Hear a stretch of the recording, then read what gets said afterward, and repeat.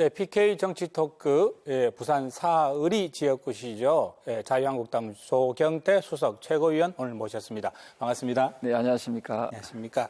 이게 뭐, 국회를 열긴 열었는데, 지금 이 제1야당인 자유한국당이 빠진 상황이다 보니까 이 열어도 연기 아닌 그런 상황이 되고 있는 것 같습니다. 어제 나경원 원내대표께서 관훈 클럽 토론회 참석을 하셨어요. 국회 정상화의 3대 요건에 대해서 이야기를 하셨는데 한번 볼까요? 네, 패스트트랙 과정에서의 사과, 그리고 선거법, 공수처법 합의 처리 약속, 그리고 경제청문회 또는 경제토론회를 통한 경제종합적 진단 이렇게 이야기를 하셨습니다. 어떻습니까? 조 의원님, 이게 우리 자유한국당의 공식적인 입장으로 봐도 될까요? 사실 일부는 다소 좀 미흡한 부분이 있습니다. 예를 들어서 어떤 예를 부분이 들어서 있을까요? 패스트 트랙에 대한 사과는 사실은 한교안 대표께서나 또 많은 의원님들께서는 이 철회를 요구해야 된다. 사과가 아니다. 사과는 당연히 해야 되는 거고 철회해야 된다. 그렇습니다. 그런 말씀도 주시고 또 어쨌든 국회가 정상화되기 위해서는 지금의 그 더불어민주당 여당의 그 시선이 생각하는 사고가 좀 달라져야 된다 하는 입장이거든요. 예를 들면은 더불어민주당의 당 대표가 작년입니까? 그렇습니다. 보수를 개멸하겠다 하지 않습니까? 작년 말에 그런 이야기 하셨죠. 보수를 개멸하겠다라고 그건 막말 중에 상막말이거든요. 그런 말을 하놓고도 아직까지 사과 한마디 없고 또 그 모습이 패스트트랙이나 국회 운영에 그대로 저는 반영됐다 이렇게 보고 있습니다. 예를 들어서 자유한국당에서 진보 세력들을 개멸하겠다. 그러니까 지금 여당을 개멸하겠다 하면은 그거 받아줄 수 있습니까? 지금 더불어민주당이 보여주는 모습은 전혀 민주주의의 그 기본적인 정신에도 저는 맞지 않다 이런 거죠. 카운터 파트너인 더불어민주당이 대화와 타협에 나설 의지나 자세가 되어 있지 않다 그런 말씀이신 것 같고요. 잘 아시다시피 그 선거구제만 가지고 봐도 18대 때 보면은 민주당이 81석이었고 지금의 자유한국당 그 당시 한나라당이 168석이었습니다. 압도적이었죠. 압도적인 차이 있음에도 불구하고 선거구제는 합의를 했거든요. 합의를 했습니다. 그런데 지금은 불과 몇 석 차이도 나지도 않는데 일방적으로 밀어붙이기 식으로 해가지고 국회를 파행시켰다. 알겠습니다. 그 연장선상에서 어제 조 의원께서 이런 말씀하셨어요. 민주당이 북한에 쓰는 정성의 절반만 한국당에 보여주면 국회 당정 열릴 텐데 이런 이야기 하셨어요. 이거 어떤 취지의 이야기인가요? 어제 오늘 보니까 또 북한에다가 쌀을 갖다가 5만 톤입니까?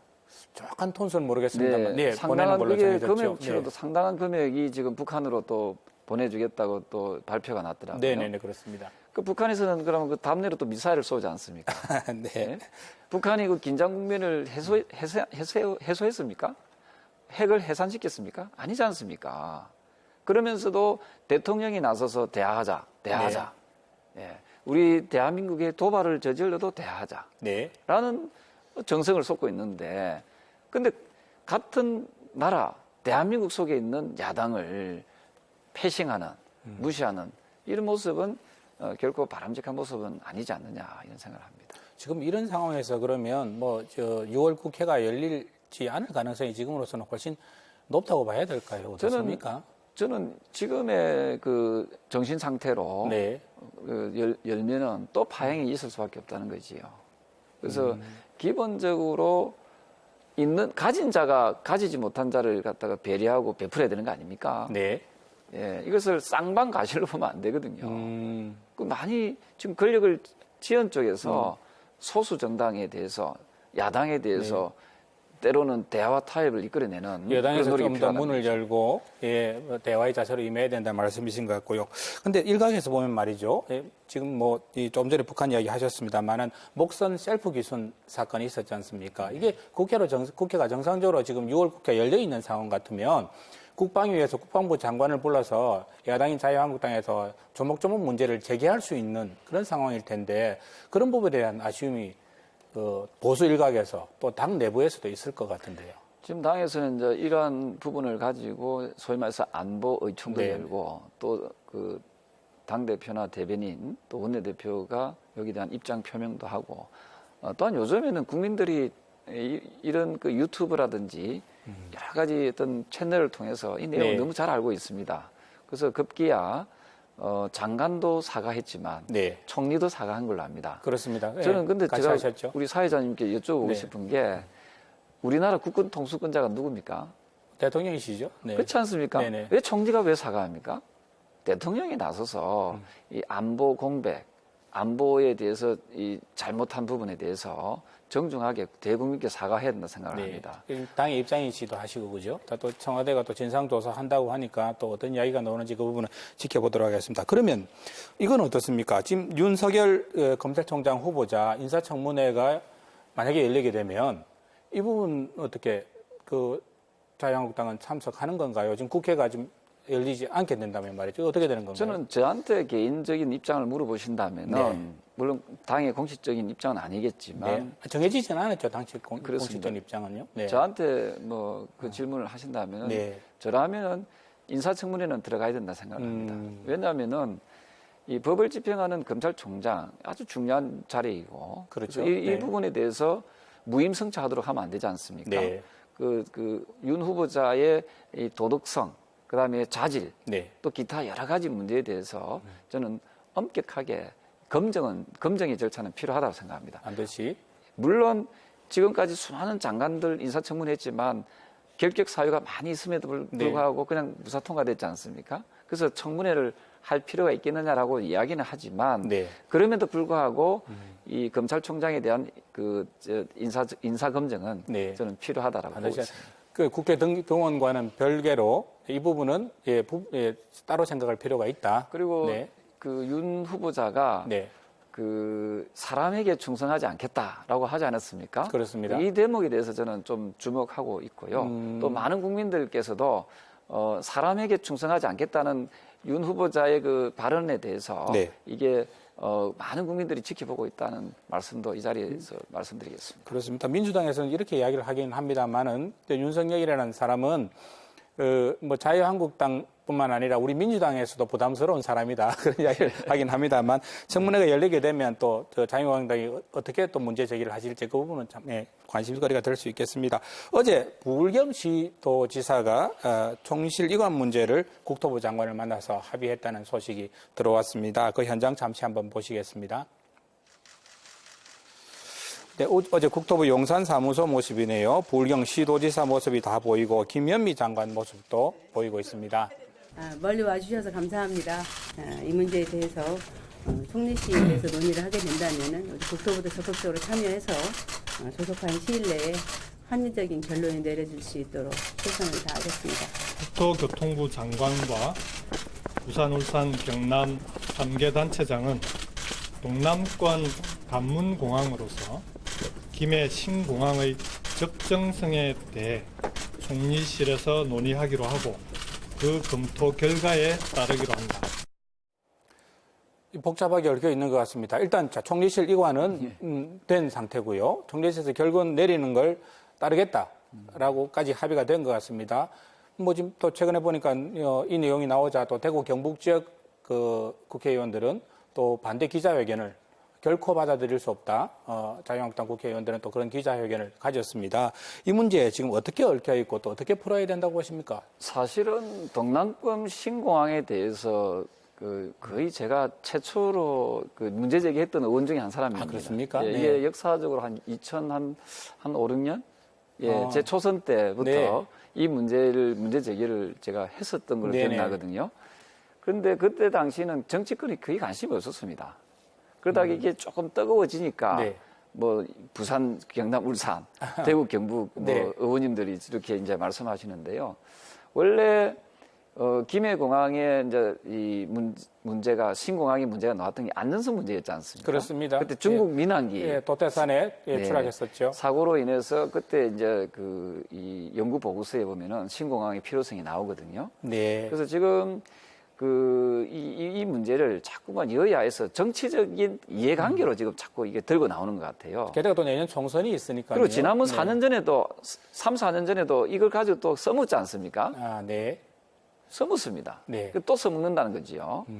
그래서 이런 부분에 대해서 우리 부산 시민들의 마음을 너무 멍들게 하는 것 같아요. 네. 좀 더 순수하게 이걸 접근했으면 좋겠다는 거죠. 순수하지 못한 부분이 있다고 보시는 거네요. 저는 그렇게 네. 뭐 심정은 가지만 물정은 없는 거죠. 네. 예, 지금 저 대통령 이 정권이 지금 탄생된 지가 지금 2년이 넘었지 않습니까? 네, 그렇습니다. 하려면 빨리빨리 하든가. 네. 그렇지 않습니까? 그래서 이 문제를 자꾸만 이 쟁점화하고 공론화시키는 것이 저는 좀 안타깝다. 뭐 이런 생각이 들고요. 네. 그리고 또 지금 아까 보이던 그 김경수 경남도지사께서는 알고 있는지 모르지만은 제가 사회자님께도 한번 질문을 드리겠습니다. 이게 가덕도 신공항을 하게 되면은 국제선만 옮기는 거죠. 국내선은 머물게 되는 거 아닙니까? 국내선은 예, 김해에 있고 한 개 그러니까 활주로만 가덕도로 옮겨서 예, 거기에 국제선을 만든다는 이야기를 제가 들은 적이 있는 것 같습니다. 그 추후에 또 어떻게 변화가 됐는지는 저도 확인해 보지 못했습니다. 우리 사회자님 네네. 말씀 주신 대로 국제선만 가덕도로 이제 옮기겠다는 그런 네. 계획인 것 같은데 그래서 그런저런 부분을 저는 조금 더 종합적으로 해석했으면 좋겠다 이런 생각이고요. 네. 그리고 2026년까지 원래 김해 신공항을 하기로 하지 않았습니까? 그렇습니다. 네. 그러면 지금 올해가 2019년이지 않습니까? 네. 그래서 저한테 만약에 정책적인 그런 결정권이 있다면은 또 우리 그 정치권에 집권 여당에서 조금 더 책임성 있게 하려면은 네. 신공항 확장 문제, 김해 신공항 문제들을 좀 하면서 또 가덕도 신공항은 바로 되는 사업은 아니지 않습니까? 그건 계속 논의를 해 나가면 네. 어떻을까 하는 아쉬움이 많이 남습니다. 당장 김해공항이 포화 상태이기 때문에 예. 지금 민주당 낙동강 벨트에 맞서서 한국당이 낙동강 결사대를 조직했다 뭐 이런 이야기가 지금 나오고 있습니다. 얼마 전에 행사하셨죠? 예. 그 결사대란 말이 저희들이 이렇게 눈에 띄었는데 그만큼 절박하다고 봐야 되는 건가요? 자유한국당 입장에서는? 네, 아마도 뭐 당의 절박성도 있지만 네. 지금 그 경기가 상당히 안 좋지 않습니까? 네. 며칠 전에 저한테 전라남도 강주에 사시는 분이 전화가 오셨습니다. 그분께서 하신 말씀이 의원님, 최고위원님 정말 지금 경제가 폭망입니다. 이런 네. 이야기를 했습니다. 근데 이분의 목소리가 거의 절망에 가까운 목소리였거든요. 한 50대 후반, 60대 초반 정도 되시는 네. 분이었는데 부산도 지금 경제가 너무 안 좋지 않습니까? 그러니까 전국적으로 이 경제 폭망의 상황에서 네. 어찌 보면은 자유한국당이 좀 더 잘해서 이 경제가 좀 더 나아질 수 있도록 하는데 대한정당으로서의 모습을 갖춰야 된다 하는 건 절박성에서 나온 용어지 않았나 하는 생각을 합니다. 사실 뭐 총선이 이제 한 10개월 정도 남았습니다. 낙동강 벨트라고 한다면 양산 김해까지 넣으면 부산과 포함해서 한 9개 정도의 선거구가 있는데 지금 제가 한번 헤아려 보니까 민주당이 5분이고 한국당이 4분입니다. 그 4분은 전부 다 지금 부산 지역 낙동강 벨트에 계시는 분들이고요. 어떻게 보십니까? 내년 우리 낙동강 벨트 총선 전망 어떻게 보십니까? 저는 우리 당이 네. 지난번 20대 총선처럼 가면 안 된다 생각을 합니다. 좀 더 많은 변화와 네. 개혁을 통해서 그 변화와 개혁의 중심에는 부산 시민, 국민들이 있다고 보거든요. 그래서 국민들이 바라는 그런 바람을 네. 충실하게 이행하는 그런 모습을 보여줘야 된다 생각합니다. 야당이라 해가지고 무조건 발목 잡는 형식의 네. 야당이 아니라 야당도 때로는 대안도 제시하고 또 야당이 국민들과 시민들과 함께 호흡하는 그런 열린 자세가 있을 때 저는 우리 부산 시민들 그리고 우리 국민들께서 화답할 수 있다 이렇게 생각을 합니다. 그러면 내년 총선도 좀 더 긍정적인 결과가 나올 수 있다 그렇게 보시는 거고요. 네. 예, 알겠습니다. 이거 모셔가지고 그렇게 긴 시간 동안 말씀을 나누지 못했습니다만은 여러 말씀 들을 수 있었습니다. 오늘 초대 응해주셔서 고맙습니다. 네, 감사합니다.